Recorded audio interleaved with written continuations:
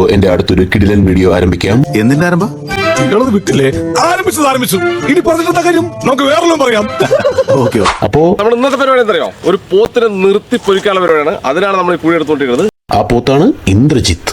Bloody nonsense. അപ്പൊ പടം തുടങ്ങുന്നത് ഒരു പന്നച്ചക്കന്റെ പ്രാർത്ഥനയോടെയാണ്. എന്റെ അച്ഛൻ ജോലിക്ക് പോയിരിക്കുക, ഒരാളെ തല്ല.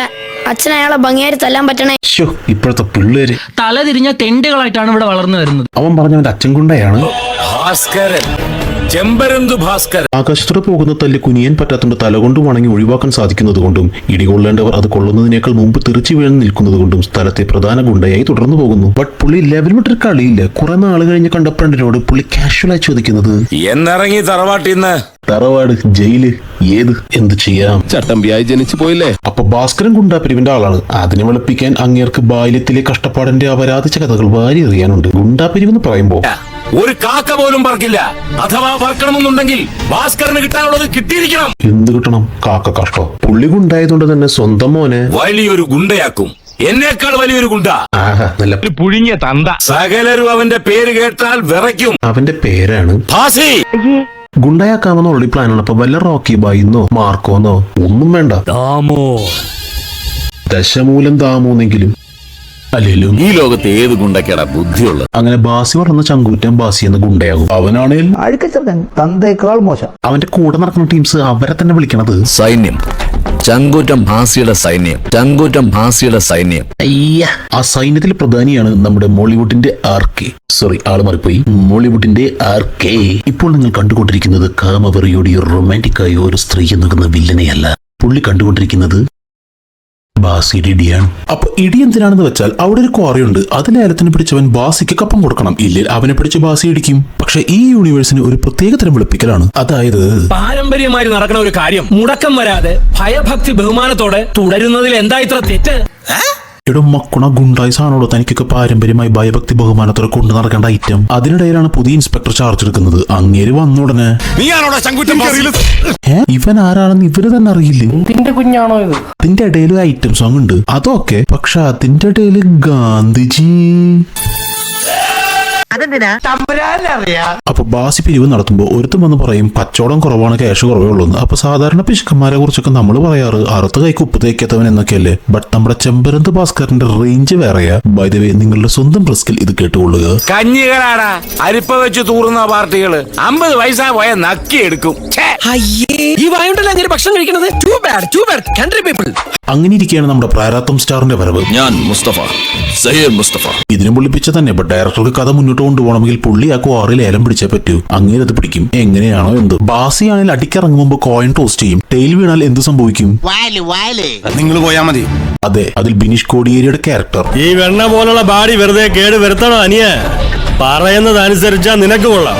ഇല്ലെങ്കിൽ ഉണ്ടല്ലോ ആൾക്കാർ എഴുന്നേറ്റ് നിന്നായിരുന്നു കയ്യടി. A few moments later.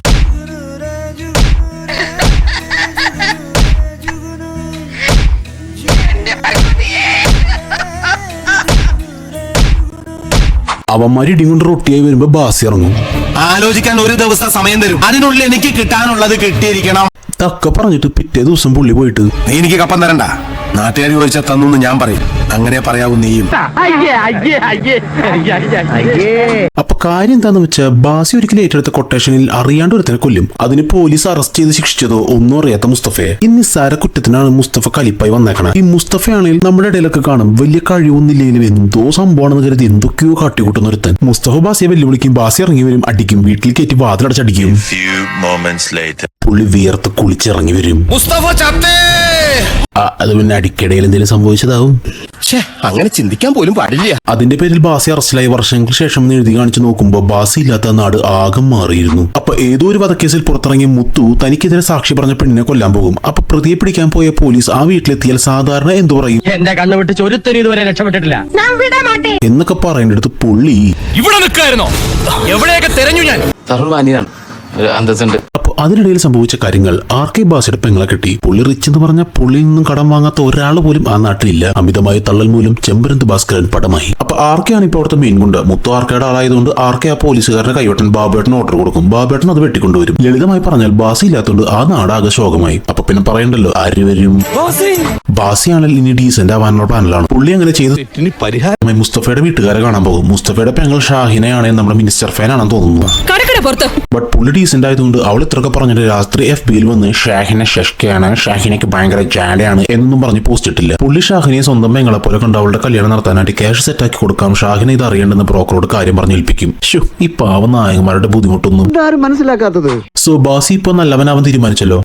ബാബട്ട് സമ്മതിക്കില്ല. വയലൻസ് ലൈക്ക് മീന്നും പറഞ്ഞ് ബാസിയാണ് പിന്നെ അടി ഉറങ്ങും. അങ്ങനെ നമ്മുടെ ബ്രോക്കർ ഈ ഷാഹിനിക്ക് ഒരു ആലോചന കൊണ്ടുവന്ന് തള്ളും. സെപ്റ്റിക് ടാങ്ക് ക്ലീൻ ചെയ്യാൻ പോകുന്ന പോലെ ചോദിക്കുന്നത് 5,50,000 പവനോ? ഹേ ഓൾഡ് ലേഡി, ഇവിടെ 100,000 സബ്സ്ക്രൈബേഴ്സ് ഉള്ള ഒരു യൂട്യൂബർ പെണ്ണ് കിട്ടിയാൽ മതി ആലോചിച്ചിരിക്കുമ്പോൾ അവരുടെ ഒരു 5,50,000 പവനും. എനിവേ ബാസി ക്യാഷ് ഉണ്ടാക്കാൻ തീരുമാനിക്കും. എങ്ങനെ ഓളെ അയാൾ എന്റെ അടുത്ത് ആധാരം പറയാൻ പറ്റി. ഇത്രയും വലിയ ഗതികെട്ടവൻ ഈ ലോകത്ത് വേറെ ആരെങ്കിലും ഉണ്ടാവും എന്റെ കർത്താവേ. ബട്ട് ആർക്കെ അങ്ങനെ ആധാരമൊന്നും വാങ്ങില്ല. പുള്ളിക്ക് വേണ്ടത് ഹേ ആർക്ക് ഈ നോട്ട് ചെയ്യാ പൈസ വാങ്ങുന്ന ആളുടെ ഭാര്യ പെങ്ങളോ അമ്മയോ അങ്ങനെ അവർ വല്ല ഒപ്പിട്ട ചെക്കും. ബുദ്ധിമാൻ. ബാസിക്ക് ഇത് ഇഷ്ടാവില്ല. ബട്ട് ബാസി ക്യാഷ് ആവശ്യമുണ്ട്. പുള്ളി അപ്പൊ തന്നെ പോയി പുള്ളിയുടെ ക്ലൂക്ലൂസ് പൊടിയുടെ പെൺചെക്ക് മേടിച്ചുകൊണ്ട് വരും. അപ്പോഴാണ് ആർക്ക് അറിയണത് ഈ ക്യാഷ് ഷാഹിനിയുടെ കല്യാണം നടത്താനാണെന്ന്. അത് ആർക്കൊക്കെ ഇഷ്ടാവില്ല. കസിനോ ഹീസ് കാറ്റഗറി. ആർക്ക് നേരെ പോയി ഷാഹിനിയോട് ബാസിയാണ് നിന്റെ കല്യാണം നടത്താൻ പോണെന്ന് പറയും. അത് അവൾക്ക് ഇഷ്ടാവില്ല. അപ്പൊ ബാസി കൺവിൻസിംഗ് സ്റ്റാർ കളിച്ച് ഷാഹിനിയോട് പറയും, ആക്ച്വലി ഈ കൊന്നത് ഞാനല്ല. അടികിട്ടി മെഴുകിയപ്പോ അവസാനം മുസ്തഫ പറഞ്ഞു ഒന്നെങ്കിൽ നീ അല്ലെങ്കിൽ ഞാൻ. അത് കേട്ട് ബാസി പുറത്തിട്ട് വന്ന് പിന്നെ കേട്ടത് എന്റെ തലച്ചോറ് ഞാൻ സെൻട്രൽ ജയിലിൽ പണയം വെച്ചിട്ടല്ല വന്നേക്കണേ. സോ തലച്ചോറ് സെൻട്രൽ ജയിലിൽ പണയം വെക്കാത്ത ബാസി മനസ്സിലാക്കി മുസ്തഫ സൂഡിസൈഡ് ചെയ്തതാണെന്നും. അങ്ങനെ എല്ലാം പറഞ്ഞ് കോംപ്ലിമെന്റ്സ് ആക്കി ബാസി ഷാഹിനിയുടെ കല്യാണം നടത്തി ആർക്കേക്ക് ക്യാഷും തിരിച്ചു കൊടുത്തിട്ട് പറയാ, പാവപ്പെട്ട പെണ്ണുങ്ങളെ ദ്രോഹിക്കുന്ന നിന്റെ ഈ ചെക്ക് പരിപാടി ഉണ്ടല്ലോ അതിനി മൂളി കണ്ടത്ത് എങ്ങനെ ആവർത്തിച്ചു എന്നറിഞ്ഞ പച്ചയ്ക്ക് കത്തിക്ക് ഞാൻ. പിന്നെ ആള് കൊള്ളാലോ. അവന്റെ കാര്യങ്ങളൊക്കെ സോൾവ് ആയപ്പോ പരിപാടി നിർത്താൻ നിന്റെ അടുത്തോട്ട് ഞാൻ കയറി വന്നോ? ഈ ദേഷ്യത്തിന് ആർക്ക് നൈസായിട്ട് ബാസിയുടെ പെങ്ങളെ, അതായത് സ്വന്തം വൈഫിനെ അങ്ങ് തട്ടും. ഇനിയാണ് ട്വിസ്റ്റ് മാല തുടങ്ങുന്നത്. ചെമ്പരത്ത് ഭാസ്കരൻ അവന്റെ ഭാര്യയുടെ അപമര്യാദയായി പെരുമാറി എന്ന കാരണത്താൽ കൊന്നുകളഞ്ഞ പ്രഭാകരന്റെ മകനാണ് ആർക്കെ. അതിന്റെ പ്രതികാരത്തിനാണ് പുള്ളി വന്നത്. ഒന്നാമത്തെ ട്വിസ്റ്റ്, ബാസി ജയിലിൽ കിടക്കുന്ന ടൈമിൽ പുള്ളി ഭാസ്കരനെ അങ്ങ് തട്ടും. രണ്ടാമത്തെ ട്വിസ്റ്റ്, ഇതൊക്കെ അറിഞ്ഞ് ബാസി അവനെ പിടിക്കുമ്പോഴാണ് അടുത്ത ട്വിസ്റ്റ്. മുസ്തഫയെ കൊന്നതും ആർക്കെ തന്നെ. തീരെ പ്രതീക്ഷിച്ചുള്ള അല്ലേ?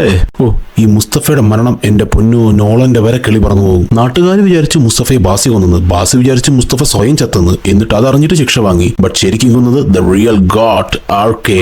ബൈ ദ വേ, ബാസി ചെയ്ത കൊലപാതകത്തിന്റെ പേരിലാണ് മുസ്തഫ അറസ്റ്റിലായത്. എന്തിന്റെ അടിസ്ഥാനത്തിലാണോ ഈ പോലീസുകാർ ആൾക്കാർ അറസ്റ്റ് ചെയ്ത് കൂട്ടുന്നത്? അതുപോലെ ഇതൊക്കെ ചെയ്തിട്ടും അത് വിളിച്ചു പറയാൻ ആർക്കേക്ക് യാതൊരു പ്രശ്നവുമില്ല.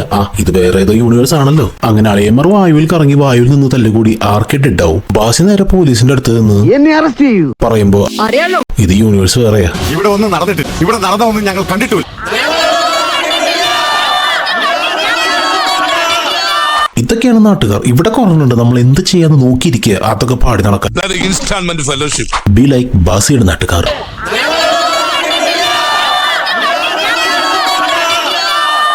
പടം ഫിനിഷായി. ഇനി അവന്റെ വരവാണ്. അല്ല മിസ്റ്റർ സ്ക്രിപ്റ്റ് റൈറ്റർ, ഈ മുസ്തഫയെ കൊന്നത് ബാസി അല്ലാതെ ബാസിക്ക് അറിയാലോ. അപ്പൊ പിന്നെ അയാൾ അങ്ങനെ വാദിച്ചാൽ ഫിംഗർ പ്രിന്റ് ഒന്നും സെറ്റ് ആവില്ലല്ലോ. സാർ, ഇത് ബ്രില്യന്റ് ഒരു സ്ക്രിപ്റ്റ് ആണ്. ബാസി കൊന്ന കേസിൽ ചെയ്യാത്ത കൊലപാതകത്തിൽ മുസ്തഫ ജയിലിൽ പോകും. മുസ്തഫയെ കൊന്ന കേസിൽ ചെയ്യാത്ത കൊലപാതകത്തിൽ ബാസി ജയിലിൽ പോകും. ഇവർ രണ്ടുപേരെയും കാരണം ആർക്ക് ഡെഡ് ആവും. ബട്ട് ബാസി ജയിലിൽ പോകില്ല. മറ്റേ നനച്ച വണ്ടി അതല്ല, മറ്റേ വാഴക്ക് ഒരു വട്ടം പരിപാടി. ഒന്നും പേടിക്കണ്ട, ഒരുത്തനും ഒരു ഡൗട്ടും ചോദിക്കാൻ വരില്ല. അതെന്താ സാർ? റീ റെക്കോർഡിങ്ങിനൊക്കെ മുന്നേ ഒരു കാണുമല്ലോ നമ്മൾ എങ്ങനെ ഉണ്ട് പടം എന്നുള്ളത്. കണ്ടപ്പോഴത്തേക്ക് തന്നെ ഞാൻ അപ്പൊ തന്നെ എല്ലാവരുടെതും പറഞ്ഞു ഈ സിനിമ ഓടില്ല, ഈ സിനിമ ഓടാൻ പോകുന്നില്ല, ഫുൾ പൈസ പോയി. ശരിക്കും ആരും കണ്ടിട്ടില്ല പടം. ഒരാഴ്ച തന്നെ വളരെ കത്തിച്ചാണ് പോയത്. അപ്പോൾ ഇന്നത്തെ വീഡിയോ എല്ലാവർക്കും ഇഷ്ടപ്പെട്ടെന്ന് കരുതുന്നു. ഇതുപോലെ റോസ്റ്റ് ചെയ്യപ്പെടണമെന്ന് നിങ്ങൾ ആഗ്രഹിക്കുന്ന മൂവീസ് കമന്റ്സിൽ സജസ്റ്റ് ചെയ്യുക. പ്രിയപ്പെട്ട നാട്ടുകാരൊക്കെ ഒന്ന് പിരിഞ്ഞു പോണം. പൊക്കോളൂ, അങ്ങോട്ട് പൊക്കോളൂ. എന്താ നിക്കണേ? പൊക്കോളൂ.